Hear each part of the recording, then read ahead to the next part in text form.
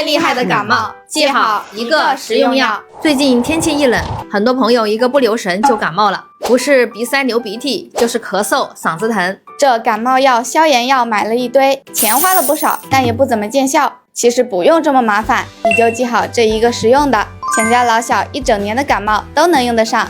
它就是今年清热，是流行性感冒诊断与治疗指南里的推荐用药，能够清热解毒、利咽生津、止咳祛痰。不管是外感热症引起鼻塞、咳嗽、嗓子疼，还是甲流、乙流、上呼吸道感染等问题，都可以用上它。你都记住了吗？